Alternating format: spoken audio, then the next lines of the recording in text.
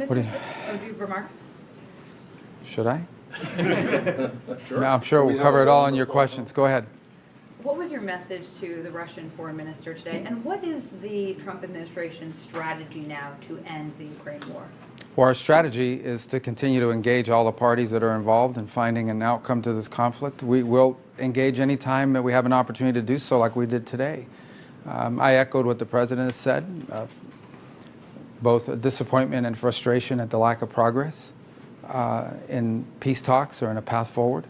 So we'll continue to engage. We shared some ideas and comments, which I'll take back to Washington as early as this evening in terms of calls and reflected, and perhaps there's something to build on there. So, but it was a frank conversation. It was an important one. We had it, and we talked about some other items as well and related to the war in Ukraine, but that was obviously the first and foremost topic that we discussed. And look, the president's been pretty clear. He's disappointed and frustrated that there's not been more flexibility on the Russian side to bring about an end to this conflict. And we hope that can change. And we're going to continue to stay involved where we see opportunities to make a difference. Without speaking for the foreign minister, which I know you don't want to do. Which foreign minister? This, Oh, Mr. Sergei Lavrov, yes. Yeah, without speaking for him, did you get the sense that they're moving towards flexibility? Or Yeah, I'm not going to characterize our conversation other than to tell you that I expressed what the president has said publicly, which is that we feel as if we've dedicated a lot of time and energy to this matter, and just not enough progress has been made. We need to see a roadmap moving forward about how this conflict can conclude.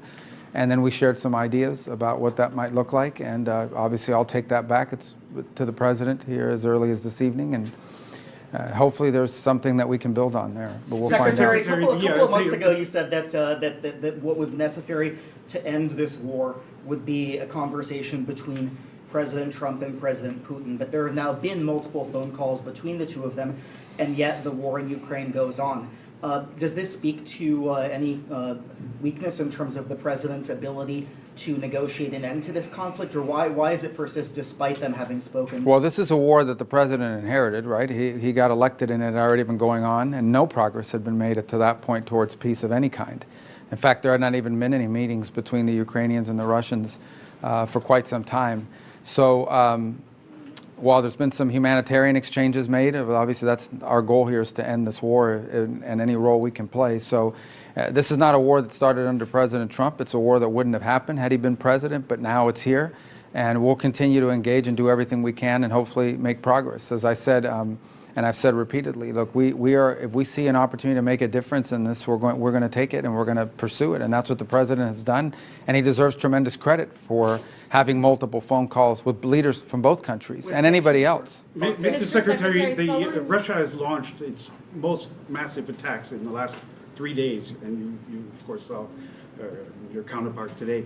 Are you willing now to put stronger sanctions on Russia? Well, the president has said that that's an option that's available to him, both under existing authorities, but primarily if the Senate and the House can pass legislation that gives them the opportunity to do that. So we've been engaging with Congress on what that bill would look like.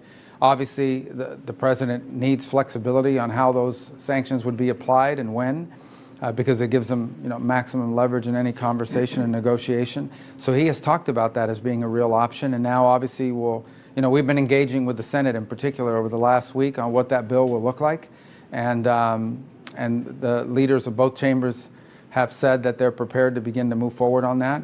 We've expressed this to the Russians weeks ago. We told them that the moment would come where something like this could happen, and we'll continue to express it because that's the reality. But has the moment come, or not yet? Well, again, that's the president's decision to make. He's frustrated by the fact that more progress has not been made. Mr. Secretary, there were reports earlier this week that you and the president were unaware that the Pentagon had made a decision to at least temporarily halt the arms shipments to Ukraine. What's your take on that decision by the Pentagon, and what is your general take? Well, I think that decision's that decision unfortunately was mischaracterized. It was a pause pending review on a handful of specific type munitions. That, frankly, is something that is logical that you would do, especially after an extended engagement that we saw both in defense of Israel and in defense of our own bases. And so it was a very limited review of certain types of munitions to ensure that we had sufficient stockpiles. And it's typical when you do these reviews that there's a short-term pause, because if in fact the review comes back that you have a shortage, you can't pull it back once it's been sent. But generally speaking, aid to Ukraine continues along the schedule that Congress appropriated. Which Mr. types were Secretary. paused? Huh? Which types of weapons were paused? Largely defensive in nature. Some were offensive. But again, the ones that were expended in recent conflicts in the Middle East, and again, not because there is a shortage, but because it's prudent to look at it and say, okay, do we have enough of these in our stockpiles for all of our obligations around the world, both in defense of our bases in the Middle East, but also our obligations to our Indo-Pacific partners and any other contingencies that might arise. But in the end, I would say that the overwhelming majority of of military aid that the United States provides Ukraine has never been paused and continues along the same schedules that it's been. I think there's a broader issue unrelated to the pause, and that involves the defense productive capabilities of the West, not just us, but of Europe. As an example, one of the things that the Ukrainians need is more Patriot batteries. There are Patriot batteries available in multiple countries in Europe, yet no one wants to part with them. So I hope that'll change. If in fact that Ukraine is the priority that so many countries in Europe say it is, they should be willing to share batteries that right now they don't have a need to use. So hopefully we'll be able to convince some of our NATO partners to provide those Patriot batteries to Ukraine, because there are a number of countries that have them, but no one wants to part with what they have. So perhaps that'll change. That's important. Mr. Secretary, you mentioned wanting to see a roadmap for how this conflict can conclude. What concrete ideas have you presented, and how did Russia respond in this meeting? Well, again, these things are best negotiated. I don't want to in private, and that's how these things generally work. There were some ideas exchanged today, some viewpoints that they expressed to us that I'll take back to the president for his consideration, and hopefully it will lead to something. I don't want to overpromise. I mean, again, as I said, this is a conflict that's been going on now for over 3 years, and as has already been pointed out by one of the questions here, we've seen an acceleration of attacks. I think it's probably the largest drone attack in a city close to the Polish border, actually, so it's a pretty deep strike. And again, I mean, every time you see this in the headlines and people die, it reminds you of why the president wants this war to end. As he has said from the beginning, his number one interest here is to stop people from dying and the destruction that's ongoing every single day. They're going to be having a conference, maybe it starts today if I'm not mistaken, about reconstruction and the rebuilding of Ukraine. Every time one of these strikes is launched, the price of reconstruction goes up, right? There's also the destruction of the country's capabilities, the country's economic capabilities that has to be added to this. But obviously the loss of life is something of great interest to the president. It's important to note that since January of this year, as an example, just to give you on the Russian side, they've lost 100,000 soldiers, dead. Not injured, I'm talking about dead. And on the Ukrainian side, the numbers are less, but still very significant. And so the president doesn't like wars. He thinks wars are a waste of money and a waste of lives, and he wants them to end. And he's going to do everything he can within his power to end this war and any other war he has a chance to end, as you've seen in the past. And so we're going to continue to work at it. We understand that these things take time and patience, but obviously we're also frustrated that more progress has not been made. And hopefully based on today and in the days to come, we'll have more clarity about what exactly the Russian position and priorities are in this regard, and can begin to make some progress. But it's been difficult, as you've seen. China's been supporting Russia. Will you meet with your Chinese counterpart here this week Maybe. to speak to him about Yeah, I think that? we're working on that. Maybe we'll meet, and obviously we'll talk about it. I think the Chinese clearly have been supportive of the Russian effort, and I think that generally they've been willing to help them as much as they can without getting caught. But people in Europe and other parts of the world have noticed. But in the end, this peace, if it's possible and doable, will happen between Ukraine and Russia, and we are willing to do whatever we can to help bring it to an end. Can I These ask an ideas that ASEAN Russia- question? A what? An ASEAN Yeah, question. of course. That's why we're here, Can I right? just do one more quick question on Russia? Just these ideas that were put on the table today, would you characterize them as new ideas from the Russian side that the Trump administration had not heard before? Yes. Well, I think maybe, yes. I think it's a new and a different approach. Again, I wouldn't characterize it as something that guarantees a peace, but it's a concept that we'll take back to the president today and here as soon as I finish with you. I just wanted to know, what was your sense today after your meeting, the PMC meeting with the ASEAN foreign ministers, about how big an irritant the tariffs are to U.S. relations, both with ASEAN as a bloc, but individual countries? Well, I think, look, two things to understand. Number one is these letters that are going out and these trade changes are happening with every country in the world. I mean, it's basically every country in the world. The president's been very clear, and he has been, frankly, if you go back to videos of him speaking in the 80s about his feeling that the state of global trade is unfair to the United States, that for far too long we allowed these imbalances to develop. We are the world's largest consumer. We're a huge market where people export things to us. And with these huge and unsustainable imbalances have developed with countries all over the world. And so this is a globalized effort to reset U.S. trade in a way that's beneficial to the United States, and not just in dollars and cents, but also in our own domestic industrial capacity. So this has been made clear to countries around the world. We were coming up upon upon the middle of this month, and the markets demand certainty, and so these letters set a baseline. Now, obviously, that does not foreclose the opportunity for individual countries to enter into negotiations that perhaps can adjust those numbers. But in the end, the president still remains very committed to a rebalancing of trade that's fair to America, and also at the same time protects our own industrial capabilities. Right, but you're here today meeting with ASEAN countries, and those countries, almost all of them, got letters this week. Yeah. And so But anywhere I'm in the just world, wondering- well, I I guess understand my that, point but to you is anywhere in the world that would have traveled this week, they got a letter. So everybody got a letter. And in some cases, some of these countries got a letter where their tariff rate is lower than some of their neighbors or maybe a country somewhere else in the world. So it might even serve as an advantage. But of course it's raised, it's an issue. But I wouldn't say it solely defines our relationship with many of these countries. There are a lot of other issues that we work together on. And I think there was great enthusiasm that we were here and that we're a part of this. A reminder that next week we'll have another high-ranking delegation, including Secretary Lutnick, Deputy Landau from the Department of State, will be traveling to Japan for the World Expo there, and will be involved in talks there as well. You know, my very first meeting, I don't know if you know this, but when I was sworn in, I went to the State Department, I gave a speech on these steps, and then my first meeting right out of the box was with Japan, South Korea, and India. And we've repeated that meeting numerous times since then with that group and attention to others. We have a running internal joke with my counterpart from Japan. I have literally now seen him about 8 to 12 times. And our joke is that we see each other more than we see our own families. And so you know, these engagements are very important to us, and we're going to continue to stay very committed, because this, as I said to all of our partners, that this notion or idea that the United States would ever be distracted by the Indo-Pacific or even Southeast Asia is impossible.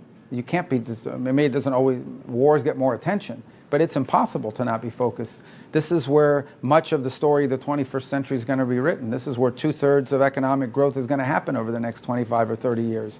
And many of the countries in Southeast Asia, not only are they some of the youngest countries in the world, but they're about to see an enormous expansion of their labor markets, their labor pool, number of workers. This is a historic, once-in-a-generation opportunity, not just for these countries to revolutionize themselves from an economic standpoint, but further strengthen our relationship. We have over 6,000 American companies that have invested heavily in these economies over the last 20 or 30 years. We're not abandoning those relationships. On the contrary, we want to strengthen and build upon them.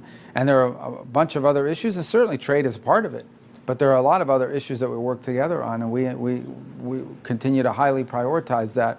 The story of the 21st century will be written in the Indo-Pacific. And the countries represented here today, along with others that have joined to be a part of this, represent some of not just important markets, some of the most important partners we have in the world. Senator Rubio, this is obviously a very quick trip. Do you intend to come back to Asia or the Southeast Asian area on a longer trip sometime in the future, near future? Sure, absolutely. This was a great trip because we got to see, 12, 13, 14, 15 countries that are all here. So these forums, there'll be a leaders forum here in October, which we look forward to being a part of it. We've also engaged with many of our colleagues here at different forums. Many of them, for example, not just at the G7 foreign ministers, they also attended on the sidelines of NATO, at the foreign minister level, and also at the leaders level. So we'll continue to engage with the region, both in Washington and other places around the world, and in our return travel here. So we'll be back in addition, and it's not just me. The Secretary of Defense has been out here. The Deputy Secretary of State will be here next week. So we'll look for other opportunities. Obviously, the Leaders Forum will be here in October as well. So we'll be here. We'll be engaged as we do every single day. Secretary, there's a review right now by the administration of the AUKUS deal that the last administration forged, and I think that raises some questions among Asia-Pacific allies and partners about the U.S. defense commitment here in Asia. What do you say to people? Yeah, well, look, anytime a new administration takes over, there's a review of all policies. I mean, policies are a review doesn't necessarily mean you're against it. We did a review at the State Department of our diplomatic presence around the world because I wanted to know which consulates and embassies could be adjusted both in their size and in their presence. Could we consolidate a presence? We did a review. We haven't closed any embassies, but we did a review. So just because you're reviewing something doesn't mean you're going to necessarily act on it. It means you're a new administration and you want to take an audit and an account of all the policies that you've inherited and policies, how they've changed since the last time you were in office when it comes to the Trump administration. So, but our policies on AUKUS have not changed. Thank What you. else? That's it? Are you hopeful on a Gaza ceasefire in the next few days? Well, we're hopeful. I mean, in the end, we're hoping they'll move to proximity talks. It appears that generally the terms have been agreed to, but obviously now you need to have talks about how you implement those terms. And I spoke to Steve Woodcock last night, and he's optimistic that proximity talks will begin fairly soon, expedited and facilitated by the Qataris and the Egyptians. And so, but we've seen talks fall apart in the past at that stage of proximity talks.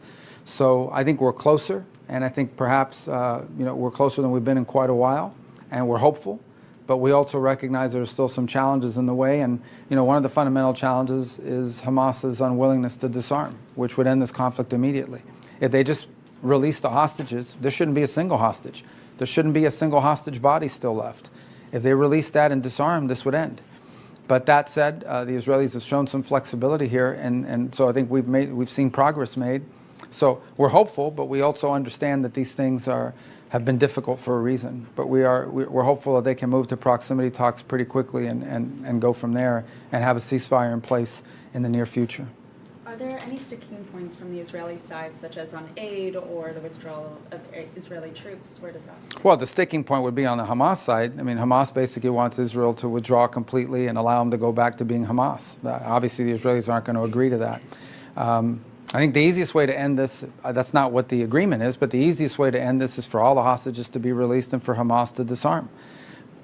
Absent that, the Israelis and Hamas, through the through the mediation of Qatar and Egypt, have reached an understanding on a 60-day ceasefire and some elements of that with regards to humanitarian aid through international agencies resuming and so forth.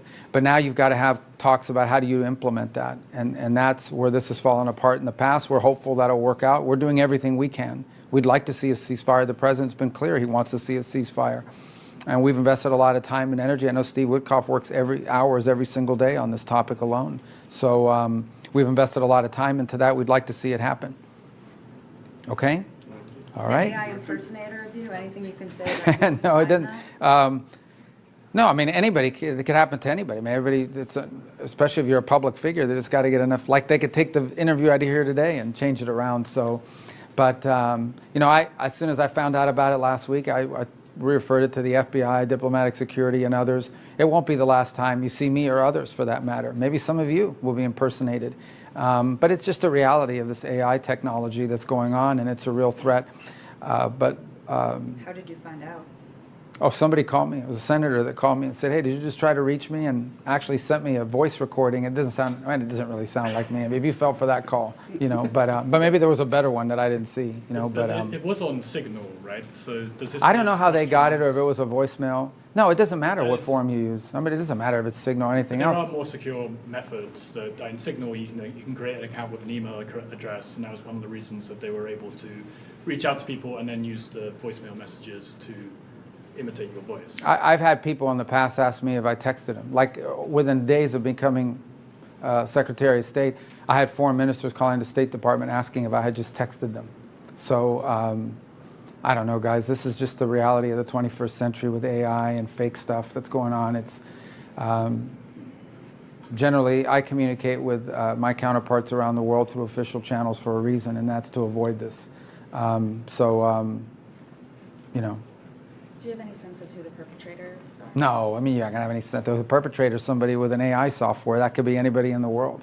my sense is the target really isn't me. The target is the people they're reaching out to try to trick them into a call or whatever, and who knows what they do with it. But you're going to hear about this for a long time. I mean, not just me. It'll happen to other people because all you need is a recording of someone's voice and you can come up with it. So, yeah, it's just one of the other great challenges posed to us by AI. I'm sure there's a lot of positive aspects to AI as well, but this ain't one of them. You said, Secretary, that the weapons pause by the Pentagon in the narrow scope in which it occurred made sense, but was it a decision on which the State Department was consulted, or what was the level? No, it wasn't a. No, I said it was a review. It was a pause pending review, and so we were constantly. The Pentagon is constantly reviewing stockpiles, especially after an engagement such as the one we had in the Middle East. So my point is that there wasn't a policy decision not to give weapons to Ukraine. It was a review in which certain munitions were temporarily paused for that review and for that purpose. And this reporting out there that there was no awareness of it is not true. Now, but no policy decision was made. In essence, no one ever said we're not sending weapons to Ukraine. That's been appropriated by Congress, and that's continued. And that continues to this very day. But when you're doing a review, there's some period of time in which during that review, it's possible that some shipping is slowed down, not stopped. But because it's being reviewed, someone would say, okay, well, let's not send it today. Let's wait a couple days because we're conducting the review of that particular munition. So that's what happened here, and I think it was not appropriately reported initially. But nonetheless, you know, it's pretty clear now that review has occurred, and as the President's made clear, there's been no change to our posture with regards to providing what we have available. Now, I would remind everybody, again, I go back to the point I made, and that is that there are certain things that Ukraine needs, like Patriot batteries. Those are available. There are multiple countries in Europe that possess Patriot batteries that they could share with Ukraine. And we're actively, you know, talking to countries about doing that. Anyone specifically? Well, the Spaniards have one. They're really far from Ukraine, and they have one. The Germans have, others have. I'm not signaling them out, but I'm just telling you those are two that I know. There are other Patriot batteries, and there are other opportunities. Countries that have ordered Patriot batteries that are about to receive shipments of them. It'd be great if one of them volunteered to defer that shipment and send it to Ukraine instead. So we're looking for creative ways to provide them these defensive weapons that they would need. Now, that's not going to help them with the drone attacks. That's a very different technique that you use in order to bring those down, but it would help them with some of these missile attacks that we're seeing. Again, these are defensive weapons. The reduction in force of the State Department, is that something that we should expect to happen while you are traveling, or is it something you want to be in Washington, D.C. while it happens for?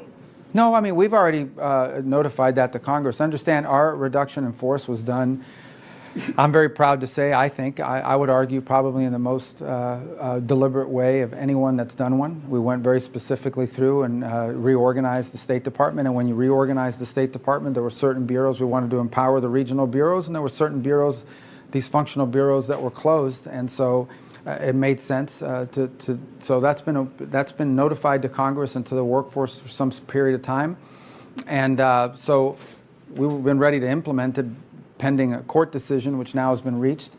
There's some timing associated with how you do that, how you actually implement it, but you know, our intent is to move forward with the plans that we've notified Congress of weeks ago and that we took months to design.